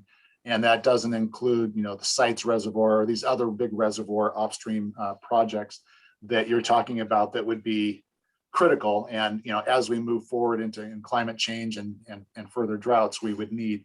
But as you guys pointed out, you just know how long it takes to get those things going, and then you end up in court forever. So the money that we're working on right now today is exactly for the kind of projects that you guys are talking about here, especially for ag. And McGuire's, the reason he's stuck right now is he is always fighting to make sure we get as much money as possible for the North Coast, and you probably saw that with the fire resiliency grants that we had. We had $12 million in fire resiliency grants that the State Coastal Conservancy granted a couple of weeks ago. And they cover 24 counties up and down the coast. So out of the 12 million, the Sonoma County got 3 million, and the other part of his district got another 3 million. So we got 50% of it. And so that's kind of what we spend our time doing. And I think you've seen that with some of the other projects that we're working on. Let me just kind of say that there's never been a better time, right, for infrastructure stuff, for funding at the federal and the state level. There's a lot of money that is going to be coming in, and our job is to make sure it comes to you guys, it comes to the North Coast. and takes on a lot of these projects that we've all been waiting for forever to close down. SB1 funding is still doing extremely well. We're still at a little over 5 billion per year coming in on that. RM3, I apologize, John, cut me off if you guys have already talked about RM3. A little bit. We just know it's the state Supreme Court is going to be getting to it, the review of that at some point, but Yeah. it won't happen in 21 from what Mr. Rabbitt had to say. Yeah, it looks like that. I talked to their staff again a couple days ago about this exact thing, and they are still, bringing in information in, and I doubt if we're going to see a decision anytime in the next several months. Obviously, if there's anything we can do to push that, we do. It's truly ridiculous with two lower courts already ruling on this that we're stuck dealing with. Well, I like loaning out the money Yes. the way that we creatively did with Suzanne and David and MTC. Yeah, thank God. There's So some creative- anything you can do along those lines, just get the work out, man. We're ready to go to work. I think most people are so sure that this thing is going to be successful that there are some more possibilities there that we're looking at. Just real quickly on a couple of other items, the broadband bill. One of the other things we're working on today, we're trying to close out all of the budget or as many budget deals as possible before the end of the month and get them to the governor. Somewhere there's an argument right now, just today, between $6 and $7 billion in dealing with actual broadband infrastructure in the ground, in the roads, what we're calling the middle mile, which is basically putting broadband infrastructure and fiber cables, conduit and cables in 8,000 miles of Caltrans right-of-ways. So that's going to be a huge issue. We're still working on the details of that. Our big fight on that, of course, is to make sure it gets to the most rural communities, all the way up and down Highway 101 and not just on Highway 5 and 80 and the rest of these things, but to make sure that we get as much as possible here. So you'll be seeing more. I think what we're probably going to do, just as of an hour or so ago, should be a total of about 6 billion. We're probably going to take 3.5 billion and work on that today and get it passed in the next day or so and sent to the governor. And then we'll work on the second version in July for the rest of it. The middle piece, this 3.5 million, will be of most interest to you folks. Will be for that middle mile project where they're digging up the street, digging up the highways, laying down the conduit and the cable, and coming back. And the remainder will be kind of the last mile and the first mile as the head ends and hooking up folks to the actual from the street to their houses. On this broadband stuff, Jason, is this, and maybe one of my contractor friends on the Zoom call will educate me on this. Is this just direct burial of cable to get up to these rural areas, or are there towers, repeater stations? This is pretty specialized work, and I'm not too sure any of our guys are well versed in that or well equipped to go out there and start reaping the benefits from the broadband installation. However, if there's work ancillary to that, we might see some benefit to that. So what is most of this work when they talk about this broadband? So you guys correct me if I'm wrong, but from what I understand is that a huge chunk of this is literally putting conduit into the roadways. So right now, private companies, AT&T, Verizon, Comcast, some of these other folks basically control that middle mile. And one of the reasons that broadband charges are so high and they're focused on just the more urban areas is that's where the profit is. So what this bill would do is take at least $3.5 billion and literally try to cover every single highway in the state that is not already covered. And that literally means digging a trench, putting in a conduit and patching it back up. And then another technology company or fiber running company comes in, does the head in and actually runs the fiber themselves.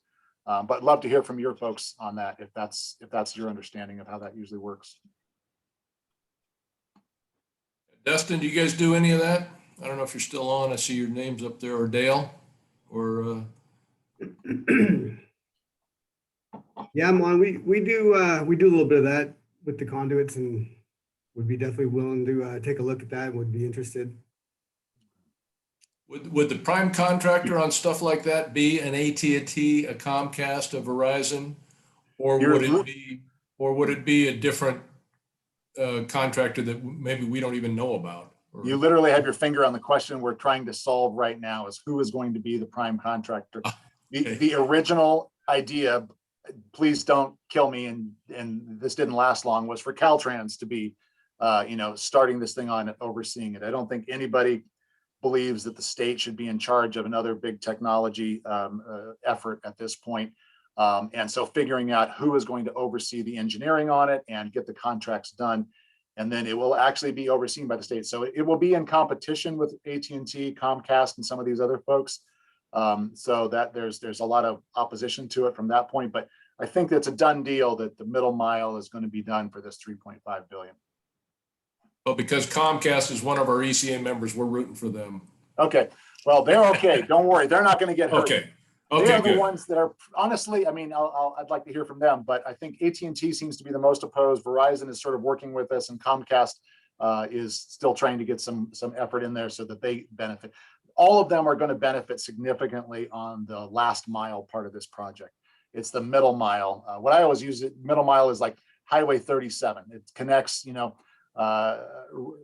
suburban communities to Highway 80. That's what the middle mile is. And so kind of taking care of that piece all up and down the state is what we're trying to get to make sure everybody has equal access and cheaper access to broadband. Is it too early to talk about what might come out of this infrastructure wrestling match in Washington as to what may actually filter down to California and hence to Sonoma, Marin, Solano, Mendo, and Lake? I mean, maybe some of you guys know better than I do, but in my conversations with Senator Padilla's office and our own member's office with Thompson's and some of the committee folks, is everybody's pretty sure it's going to happen. It's just a matter of the dollars, right? Is it going to be the 600 billion, or is it going to be the 2 trillion, the 2 trillion, 2.1, or whatever it is that Biden wants right now? I think everybody's thinking that it's going to be under $1 trillion at this point. Honestly, anything is fantastic. Whatever they're willing to actually come up with and supply.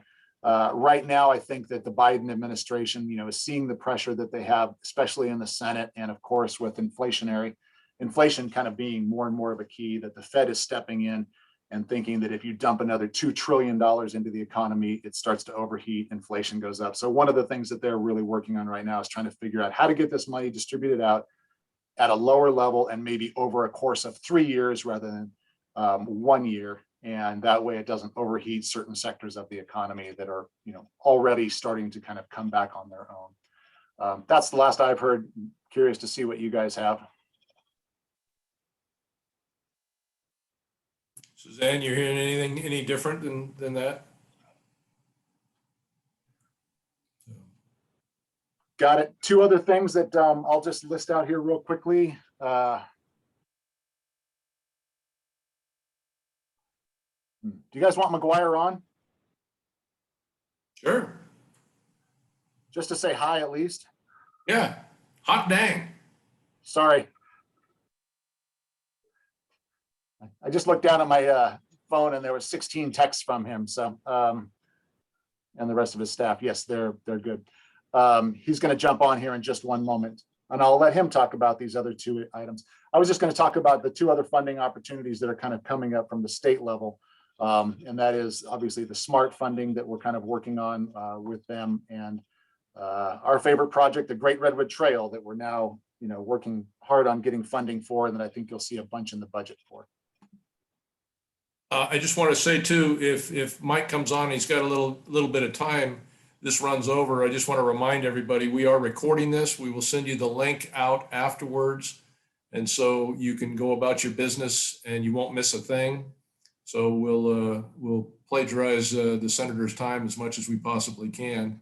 That's great. I would say if you got questions for let's just go right to questions. Yeah. Okay. Now's the time to ask. Sorry, I'm just finishing texting him. He's signing on right now, and he'll be ready for questions. I told him we covered a lot of what we've already talked about, but if you guys want to jump in with specific questions for him, he's literally fresh from the budget discussions. So, and he knows you guys all have to jump here in just a few minutes. So. He's on right now. All right, Senator. I'm so sorry, y'all. There you go. Hey, Mr. Bly. Hey, everybody. I am so incredibly sorry about being so late. A little bit of a sticky issue with budget. I apologize. Not a problem. Not a problem. You're seeing to it that we get our fair share, and that's what we like. Hey, there we go. Well, Senator, you have, why don't you share with us just a little bit of the inside scoop? We promise we won't share it with anybody else. It stays right here in the family. What's coming our way? What's the first project that's going to hit that the state is funding? Is it going to be water, or is it going to be transportation? Going to be Highway 37? You're in the midst of all of it, so just share a little bit with us if you could. Yeah, no, absolutely. And again, I owe all of you a deep apology. We are in the midst of trying to be able to close the budget, and there's been a really significant challenge with the UCs, and it went over. And I sincerely apologize about keeping you waiting. It's good to see you, Mr. Bly. It's good to see everyone on here. Supervisor Rabbitt, wonderful to see you as always. Long story short, look, I think that you're going to see several projects. We're going to see an additional $2 billion based off of additional $2 billion in gas tax funding, 1.8 to be specific, on top of what we're already we're planning for on gas tax, with the built-in gas tax increase, which was passed by the legislature, ratified by the voters of California here just about 30 months ago. So we'll have additional dollars into the districts of Caltrans, which is really good news. You're going to see broadband moving within the Caltrans right away. There's going to be an immediate $4.5 billion that will be spent. That will be a lot of your folks being able to get to work on the middle mile. So think about the middle mile of coming out of the AT&T, the Comcast, and building it in between that building and into the community. So the state is going to open up our own middle mile shop, if you will, and become a broadband operator. How that operation is going to look, to be determined. It could be under the authority of the state or contracted out to be able to run on behalf of a corporation on behalf of the state. Long story short, there will be a total of $6 billion of in-ground work that will need to take place over the next 48 months. There's a mix between federal and state dollars, but a total of $6 billion.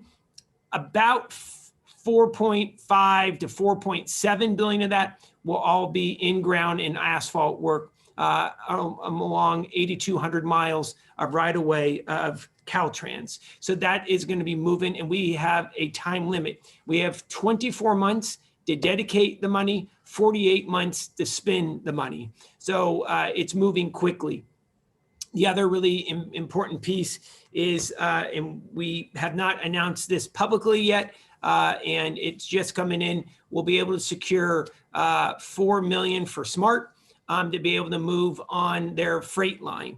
And want to say thank you to Supervisor Rabbitt for his 100% partnership on this and the SMART board.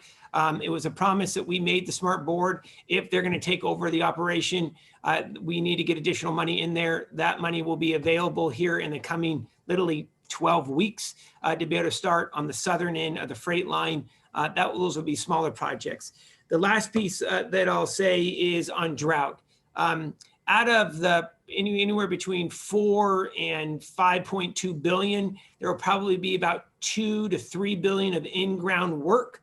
And it's going to be mostly for recycled water systems, bringing tertiary treated recycled water from sewer plants into communities, into ag lands, to be able to build off-stream storage. And we want to be able to kick off the Sites Reservoir in Colusa County.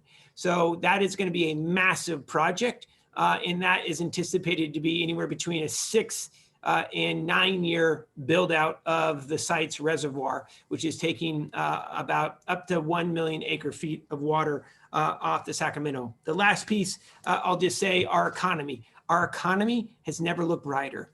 We're looking at the strongest economy that this state has had in the last 60 years. In the fourth quarter of this year, we have just announced that we anticipate budget surpluses in the state of California that will be here for the next 4 years. And California remains now the top manufacturing state in the nation, the top farm state in the nation, 5th largest economy in the nation, and our GDP has grown 20% over the last 5 years. When we compare that with Texas, it's a 12% growth in GDP, even through this pandemic. The last thing I'll also mention, there is going to be about $2.4 billion worth of work on homeless permanent housing. That is going to mean a lot of parking lots, cement work, etc., throughout the state. And we look forward to working with each and every one of you on that as well. And the District 1 that runs from Mendocino to the Oregon border has record dollars by additional $380 million this year in road pavement projects. You should see that continuing, especially in more rural areas of this state. And again, Mr. Bly, I am so sorry about keeping you waiting, and I don't mean any disrespect to you and your membership. It's just been a little bit of a shit show today on the issue of the budget. Not a problem. Real quick question, Senator. Are you close to the Potter Valley powerhouse problem? I know Huffman is involved in it, and it's extremely complicated. I know Brian Ling's group with the Alliance has done some yeoman's work trying to keep everybody abreast of it. If you're close to it, what's the latest, and what is the final outcome going to look like in your opinion? I think we're going to have some good news to announce here in the coming weeks on the PVP about some strategic investments. We're still working on that right now. But look, bottom line is we're going to need to be able to do that flow study that will take probably 24 to 48 months. And that is ensuring a 2-basin solution, ensuring that there's enough water that remains in the Eel as well as the Russian River watershed.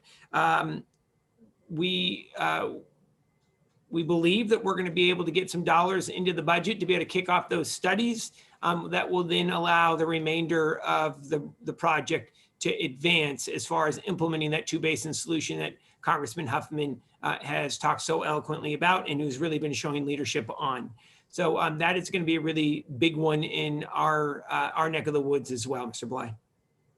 Well, thank you very much for joining us. I don't know, are you pressed for time now, or can you stay for a few moments? No, I'm good for a few moments. Yeah, please. Okay. Well, I'll kick it off. Anybody have any questions for the senator?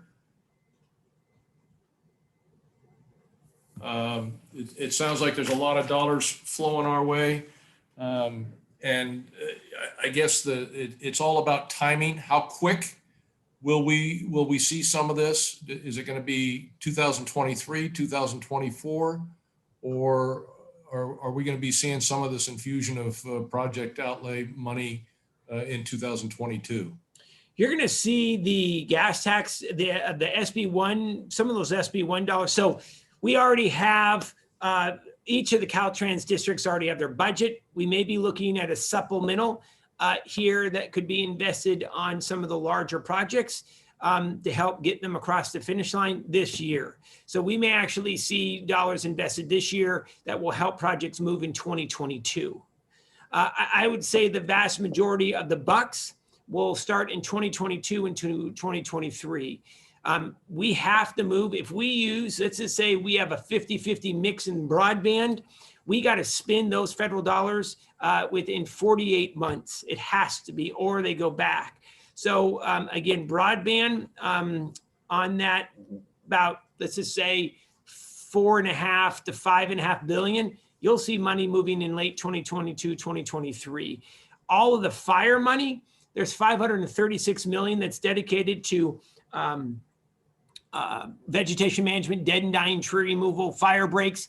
That has to be moved this year. So for example, in Sonoma and Marin counties right now, there's different pots, just from the Coastal Conservancy pot, there's close to 6 million that's already being spent now.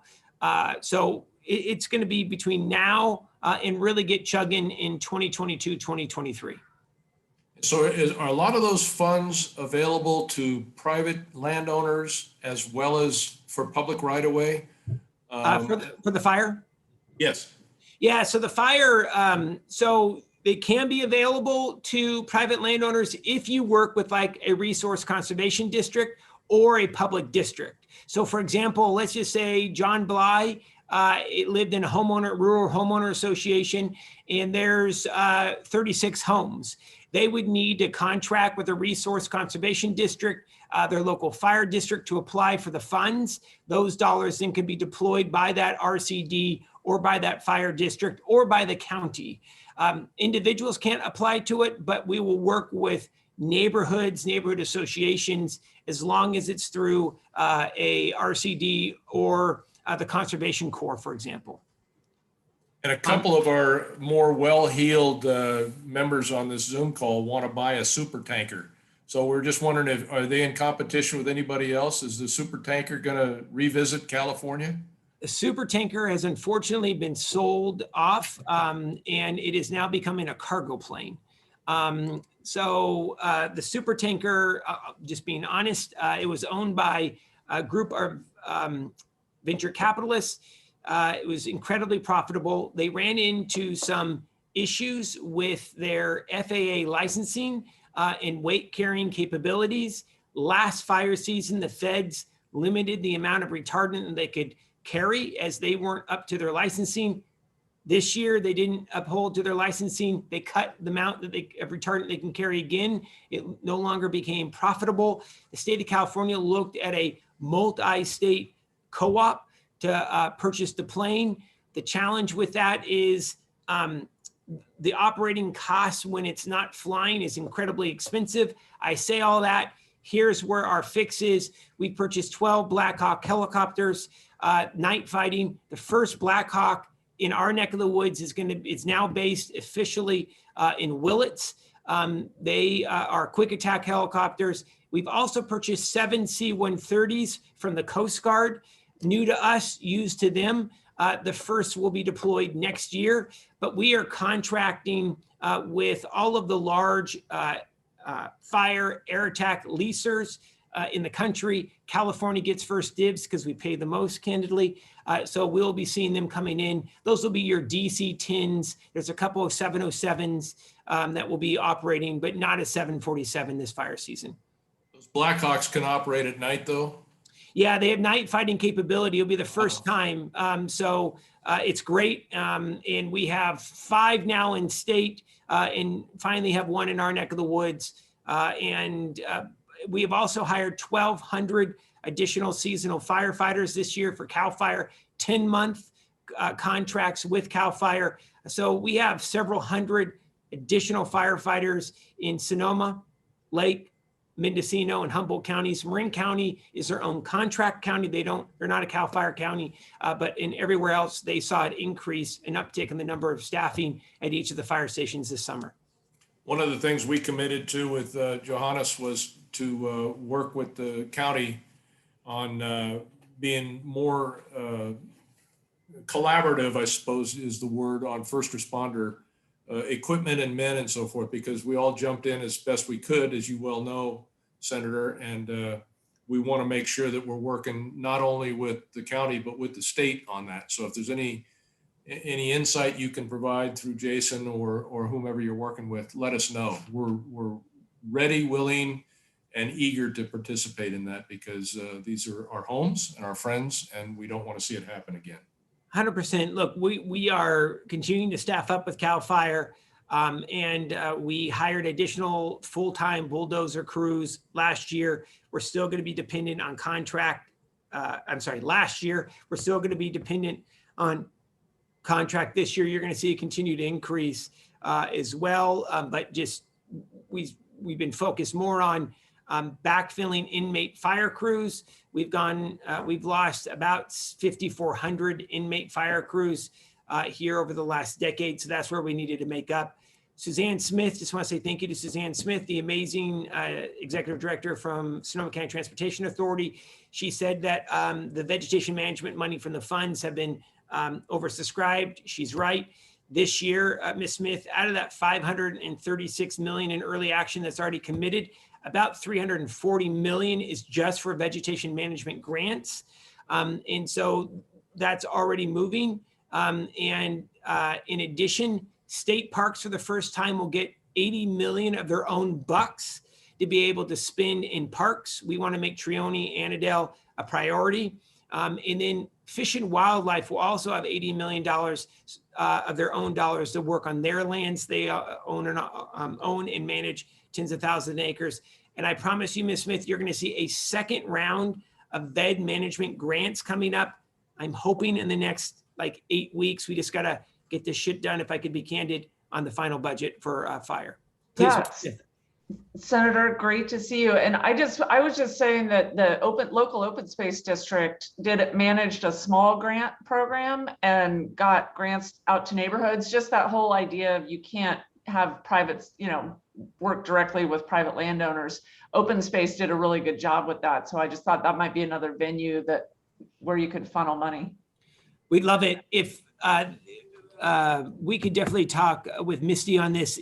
Yeah. There's going to be another 10 million in the Coastal Conservancy Fund that will go for wildfire grants, and that should be available in the next 4 weeks. Mr. Lyles and I will follow up with Misty, the new ED, Misty Arias, and see if they can get some grants in.